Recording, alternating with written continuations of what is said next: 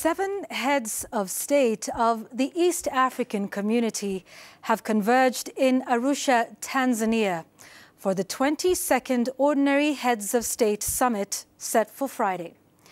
This summit comes hot on the heels of the exciting news of the latest addition of the Democratic Republic of Congo to the fold.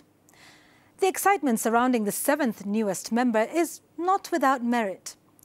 It opens up the community to vast resources and a young, thriving population.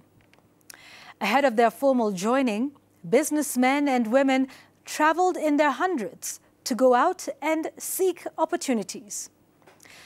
You see, with the DRC, the region now has access to one additional gateway. That is the Atlantic Ocean, which is an addition to the Indian Ocean here in Kenya. However, even with all this excitement, the potential of the community is yet to be fully realized. For instance, talk of the Common Monetary Union by 2023 is not looking very likely at the rate we're going. One of the other challenges witnessed has been the common market, which is good on paper, but still not yet fully implemented. Now, whilst it has led to increased trade within the region, there are still some bottlenecks, most of them perhaps being about the spirit of commitment, of doing what we actually say we will do. Free movement of labor, capital, and the right to establishment and residence are only on paper. Remember when the heads of state demonstrated being able to move from one country to another with just the identity card? Well, that only happens at airports, but not necessarily all ports of entry. You see, residents are still required to obtain a pass to enter partner states or passports, which themselves are not affordable to all. The one-stop border posts, whilst aimed at easing transport of people and goods and services, faced what was perhaps their biggest test during the COVID-19 pandemic, when the member states couldn't even agree on common COVID-19 testing protocols and certification. And that led to the long queues of trucks at the border, as I'm sure you'll remember. Also, ladies and gentlemen, it is still not easy to live and work in other countries within the bloc. Take this, for instance. In one particular country within the East African regional bloc, a Kenyan needs to have lived in that country for at least 10 years before qualifying for a resident pass that allows one to stay, work, and even own property in that country. In addition, that resident pass costs up to 60,000 Kenya shillings. That same Kenyan has to report to government officials to confirm their continued stay in that country every 2 years.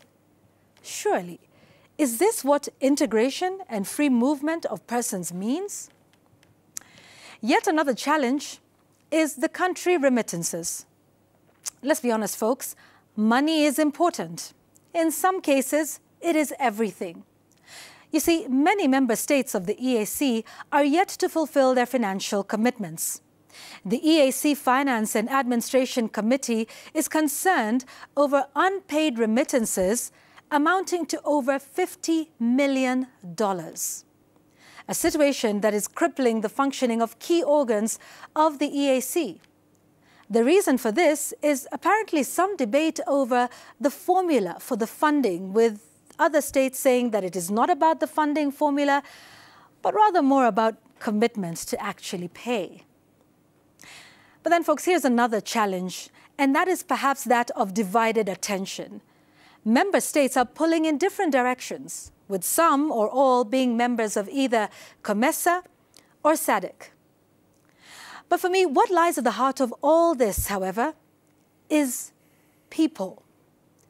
All the big plans made, the implementation of a common market, common currency, one-stop border posts, unified business permits and taxation regimes, even the adoption of Kiswahili as a national language or its use in the school systems as a language of instruction, you name it. All of these mean nothing if they don't work for the people.